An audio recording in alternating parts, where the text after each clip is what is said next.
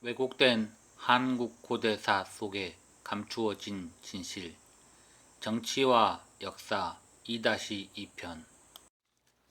아버지보다 먼저 죽은 유리왕의 아들들. 삼국사기의 도절태자의 죽음은 너무 간략합니다.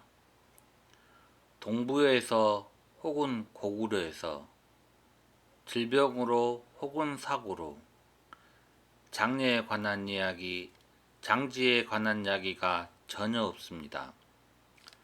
동부에서 자신의 아들을 낳은 아내를 보내주지 않는 이유로 사망했다고 합니다.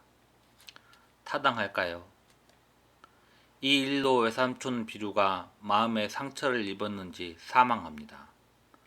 삼국사기의 내용과는 많이 다릅니다. 도절태자는 외할머니 소소노에 의해 고구려 후계자로 지정되었습니다. 아이후에게는 아들이 한 명뿐인데 아이후가 사망한 이후로 더 이상의 아들 출산도 불가능했습니다. 도절태자는 유일한 고구려의 후계자였죠. 도절태자가 볼모로 가는 길에 소소노가 막아섰고 이어지는 소소노의 죽음이 동부여의 탓으로 여겨져 동부여가 화를 내며 병사를 보내 큰 전쟁이 일어났습니다. 도절태자가 대소 딸과 사이에 아들을 하나 낳자 대소는 도절태자만 고구려로 돌려보냈습니다.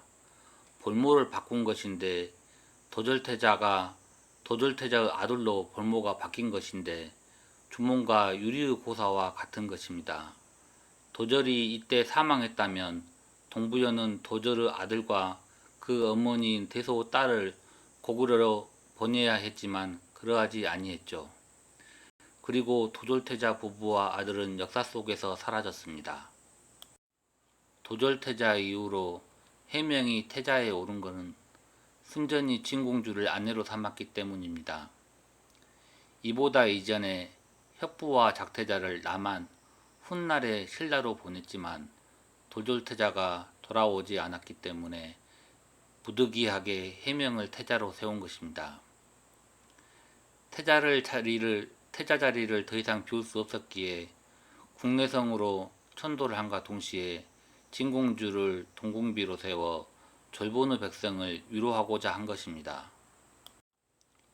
해명은 진공주로 인해 후계자가 되었음에도 아내를 사랑하지 않고 후궁과 놀아남으로써 아버지 유리왕의 눈밖에 났는데 개옥공신 오이를 모욕함으로써 유리왕의 노여움은 극에 달하게 된 것입니다. 이 해의 원조가 마한을 정벌 하고자 했고 오이가 병력과 군량을 지원하고 있었는데 해명이 이를 못마땅해 여기어 오이를 모욕주고자 한 것입니다. 도조태자는 삼국사기에는 없는 인물이며 유리왕보다 먼저 죽은 아들 3명 중에 포함되지 않는 인물입니다. 삼국사에서 의도적으로 삭제된 인물인데 해명태자보다 나이가 많아 당연히 태자가 될 것이라고 생각했는데 동생에게 자리를 빼앗겼다가 동생이 죽으니 자신에게 기회가 온 것이라고 생각한 것입니다. 아내인 망공주는 주몽과 계로 부인의 딸로서 소소노가 내치를, 계로 부인이 외치를 담당했을 만큼 나라에 큰 공이 있었습니다. 도조가 태자가 되려면 동생 해명의 부인이었던 진공주를 아내로 삼으면 되는데 그걸 망공주에게 부탁하니 망공주가 들어줄 이유가 없었던 거죠. 봉기 심편열전 해술태자전에 유리왕보다 먼저 스스로 죽은 아들이 셋이라고 기록하고 있습니다. 해술태자를 마지막으로 유리왕은 삶의 의지를 잃게 되는 거죠. 고구려기에는 도절, 해명, 도조, 해술 모두 넷이 유리왕보다 먼저 사망한 것으로 되어 있는데 한 명이 빠져야 합니다. 삼국사기 등에는 도조가 빠져 있으나 저는 도절이 제외되어야 한다고 생각합니다. 신라는 실질적 건국자와 초대왕이 다르며 추대에 의해 왕위에 오른 점, 진골 정통의 조가 천신 혁거세 왕의 아버지라는 점이 고구려의 유일한 족통인 도절태자임을 의심하게 합니다.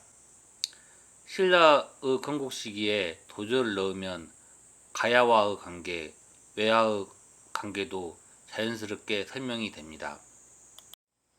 다음 시간에는 도절태자의 여동생, 즉 고구려의 왕비족들에 대한 이야기와 유리왕과 대무시장 사이에 있었던 우리나라 역사에서 사라진 고구려 왕의 이야기, 해명태자와 호동태자의 죽음에 어떤 공통점이 있는지 이야기하겠습니다.